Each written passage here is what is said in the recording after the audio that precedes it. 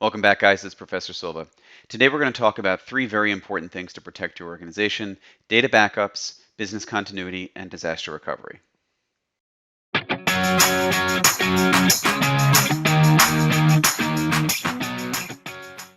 Okay, so everybody knows that file backups are basically just having a copy of a file somewhere else.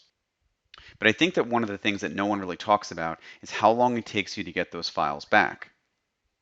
So a lot of services offer the ability to put an unlimited amount of data up in the cloud, which sounds fantastic.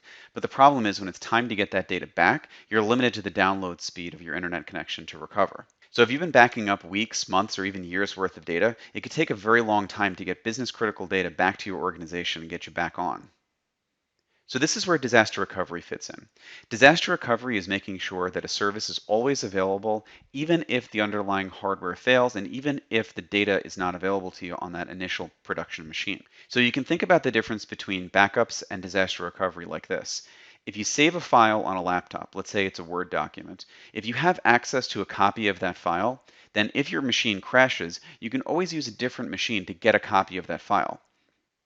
As for the disaster recovery side of things, this is more like having a secondary laptop that's online powered, ready to go, with access to that backup file, so that when that primary machine fails, you already have a secondary machine pre-configured, ready to go.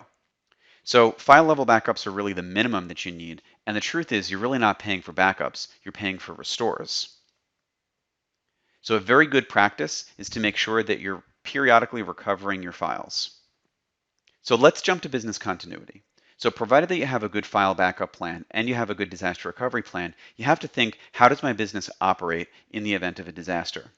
In other words, if I have a primary site failure, or if I have to involve my disaster recovery plan and fail back to that recovery environment, how does my business continue to operate?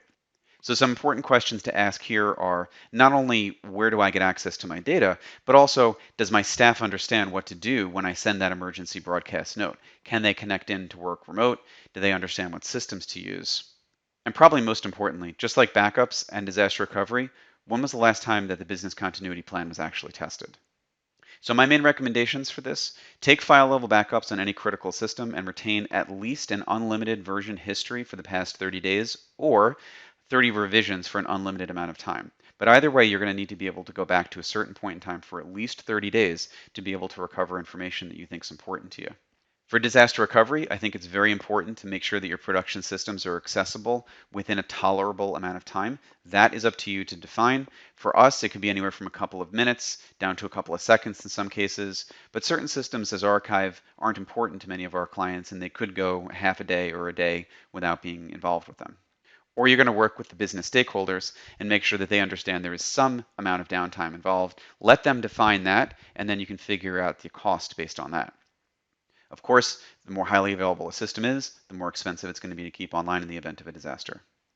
And finally, a very basic business continuity plan should be one where you assume that you can't get into the office, and it doesn't even have to be a huge disaster. You could think to yourself, maybe I have a snow day, maybe we lose the internet connection in our main office, or something that prevents your staff from showing up to work.